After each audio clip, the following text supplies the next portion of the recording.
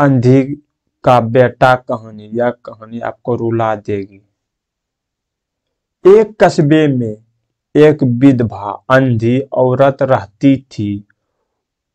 उसके एक बेटा था जिसके पालन पोषण की सारी जिम्मेदारी उसके कंधे पर थी। वह अपने बेटे को पढ़ा लिखा कर एक बहुत बड़ा आदमी बनाना चाहती थी। इसीलिए उसने उसका दाखिला कस्बे के सबसे अच्छे स्कूल में किया। वह दिन रात मेहनत करती ताकि बेटे की स्कूल की फीस दे सके। लड़के के स्कूल के बच्चे उसकी मां के बारे में जानते थे कि वे कस्बे उसे अंधी का बेटा कहकर चिढ़ाते थे। लड़का इससे बहुत परेशान था। उसे अपनी मां पर शर्म आने लगी थी। वह उसके साथ कहीं भी आने जाने से कतराने लगा था। जब लड़का बड़ा हुआ तो उसकी शहर में अच्छी नौकरी लग गई। उसने अपनी मां से वादा किया कि शहर में मकान लेकर वह उसे लेने आएगा। लेकिन वह शहर गया तो फिर लौटकर वापस नहीं आया। उसकी अंधी मां उसका इंतजार करते रह गई। कई महीने बीत गए।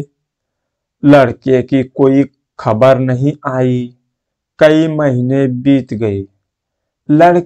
लड़के की कोई खबर नहीं आई तो अंधी एक दिन उससे नहीं रह गया और वह बेटे से मिलने शहर पहुंच गई। पूछते पूछते बेटे के ऑफिस पहुंची। वहां सिक्योरिटी गार्ड ने उसे रोक दिया। अंधी औरत ने गार्ड को अपने बेटे का नाम बताया और बोली कि उससे जाकर कह दो कि गांव से कोई मिलने आया है।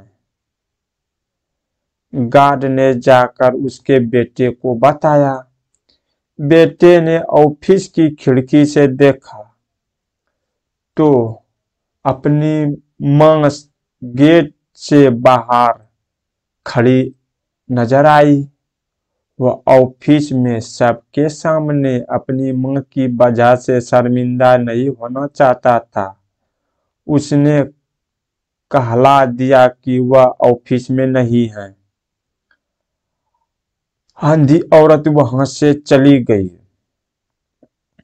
शाम को वह लड़का ऑफिस से घर जाने के लिए निकला। रास्ते में एक जगह काफी भीड़ जमा थी। वह अपनी गाड़ी रोक कर भीड़ के पास पहुंचा और तो बीच सड़क में अपनी मां को मरा पाया। उसके हाथ में एक चिट्ठी थी जिसमें लिखा था, बेटा बड़े दिन हो गए थे, तेरी कोई खबर नहीं मिली, चिंता हो रही थी, इसलिए तुमसे मिलने चली आई। तू तो बड़ा आदमी बन गया है।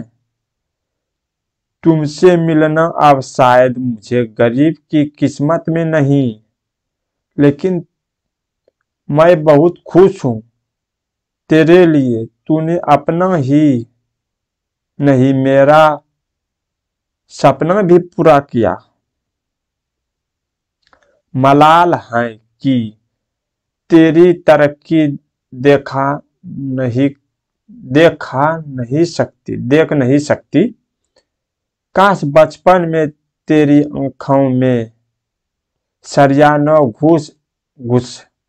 घुसा होता और मुझे तुमसे अपनी आंखें न देनी पड़ी होती तो तेरी तरक्की आंखों से देखकर सुकून से मरती। तेरी अंधी मां यह पढ़ कर लड़का फूट फूट कर रोने लगा। जिस अंधी मां पर उसे शर्म आती थी, उसने उसके लिए कितना बड़ा बलिदान दिया था। वह आत्मग्लानि से भर उठा और जिंदगी भर खुद को माफ नहीं कर पाया।